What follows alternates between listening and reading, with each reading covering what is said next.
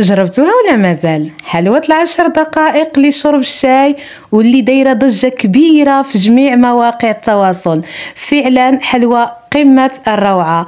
المهم في الامر بمكونات اللي هي جد سهلة وبسيطة، طريقة اللي هي سهلة وسريعة، كتحصلي على حلوة يا سلام تحمر لك وجهك قدام ضيافك.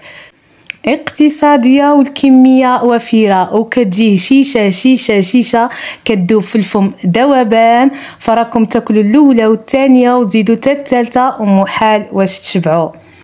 فمذاقها كيجي يا سلام، كوني اكيده غيكثر عندك الدقان من طرف الجيران لان ريحتها كتفوح فواحان. نتمنى ان الوصفه تنال الاعجاب ديالكم. الا جربتوها وعجبتكم كنتمنى ما تخليوش الفيديو عندكم، بارطاجيوه مع جميع الاصدقاء والعائله لتعميم الفائده باش الفيديو يوصل لغيرك وتعم الفائده للجميع. كنشكركم فيما كنتوا. الا كنتوا مازال ما اشتركتوا تنقول لكم مرحبا، 100,000 ألف مرحبا بالجميع. كلمه شكر قليله في حقكم. قبل ما نبدا نصليو كاملين على النبي عليه الصلاه والسلام، اللهم صل وسلم على سيدنا محمد. عندي في واحد البول 2 بيضات والثالثه غادي نضيف البياض والصفار غنخليوه للتزيين. عندي واحد القبيصه ديال الملحه لتصحيح الذوق، وغادي نضيف بالنسبه للنكهات اختياريه. عندي مبشور الحامض وعندي ساشي د لافاني، تقدروا تكتفيو غير بساشي د لافاني. عندي هنايا بالنسبه للسكر سنيده كاس غير ممتلئ ديال السكر سنيده، ومن الاحسن تكون سنيده الرطبه باش الحلوه كتجينا خفيفه وهشيشه. عندي هنا بالنسبه للزيت كذلك بعبر كاس العنبه، كاس غير ممتلئ يعني ناقص 1 المليم. عندي كذلك هنايا واحد المعلقه بومبي ديال المربى ديال الحلويات، يعني تيكون شويه خفيف ما يكونش فيه طريفات. تقدروا تعوضوها معلقه ديال العسل.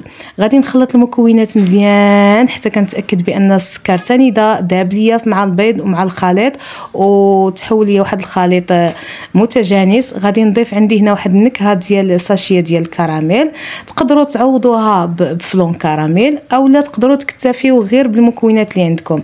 عندي واحد راس معلقه ديال القرفه تيعطيها واحد المذاق لذيذ، اما بالنسبه للريحه اللي تتكون كطيب في الفران فيا سلام.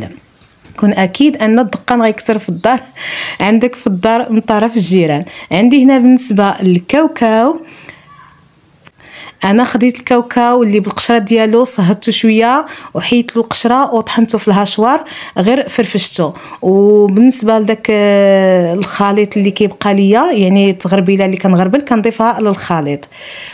عندي هنايا بالنسبه للدقيق الرطب اللي عندي متعدد الاستعمالات، ضفت الكاس الاول والكاس الثاني والكاس الثالث. وغادي نضيف هنا ساشيات ديال خميرات الحلويات من وزن 16 غرام، يعني 8 غرام في 8 غرام، جوج عطاوني 16 ديال الغرام. نخلط هنا الخليط بيديا ضروري باش كنتحكم في القوام ديال الحلوه. حنايا كنخلطو ما ندلكوش هنا الخليط د الحلوه لان الحلوه ما كتدلكش باش كتجي خفيفه وهشيشه، ما كتجيناش مدقصه وثقيله وقاصحه. يعني هذا سر من اسرار ديال الحلويات. هنا كي كتلاحظوا معايا من بعد ما خلطت المكونات مازال خصني نزيد الدقيق. غادي نقول لكم الكميه ديال الدقيق اللي عفوا دخلت ليا في الحلوه. هنا بالنسبه للكاس الرابع راني ضفتو كتشوفوا معايا دفعات، وغادي نخلط مزيان. وانا كنخلط لان هنا الكميه كتبقى على حساب نوعيه الدقيق واش كيشرب ولا ما كيشربش، وكذلك على حسب حجم البيضه. ضروري التزموا بالمكونات. هنا بالنسبه للمقدار ديال الدقيق اللي استعملت في الحلوه عندي 5 ديال الكؤوس بعبار كاس العنبه، وكتشوفوا معايا ضفت واحد المعلقه بومبي، تما راه معلقه صغيره ضفت 2 يعني معلقه بومبي باش كملت الجميع ديال العجينه. هنا العجينه خصها تكون شويه كتلتصق في اليدين كما لاحظتوا معايا راه كتلتصق ليا في الصبع ديالي. من بعد ما غسلت يديا ضروري كنغسلوا يدينا ما كنخليهمش هكاك باش كنتحكموا في الحلوه. هنايا راه حنا كنشكلوا الحلوه نتوما على حسب الذوق ديالكم. انا مجرد كنعطيكم فكره وانتوما كتفننوا في الحلوه ديالكم. انا غادي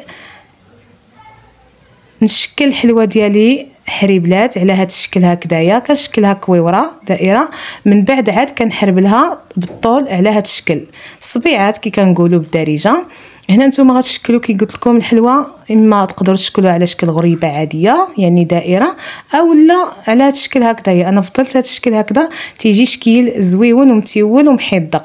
هنا بالنسبه للاطا دهنتها بالزيت، تقدروا تستعملوا ورق الطبخ عفوا الا كان عندكم. اما بالنسبه للاطا هنا ديالي ما كتلصقش، كندهنها غير بزويته صافي. هنا بالنسبه لصفاره البيض اللي احتفظنا به، غادي نضيف له واحد المعلقه ديال القهوه سريعه الذوبان.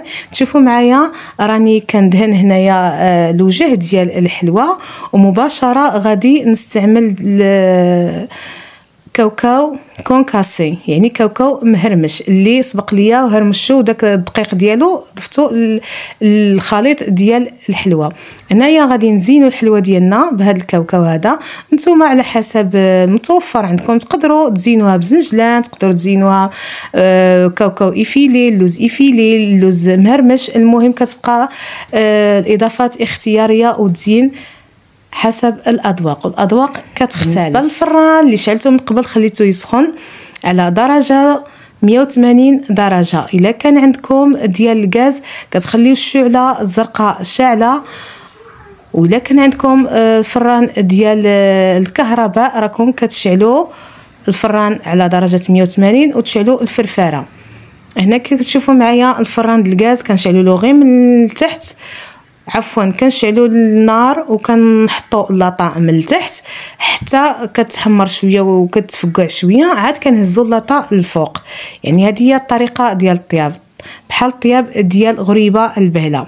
من بعد هنايا كتشوفوا معايا الشكل ديال الحلوه ديالنا بعد ما غادي نخرجوها من الفران. كان هذا هو الشكل ديالها، تقريبا خدات ليا 20 دقيقه في الفران. خليتها تاخذ وقتها في الطياب لان ما تجهدوش عليها النار.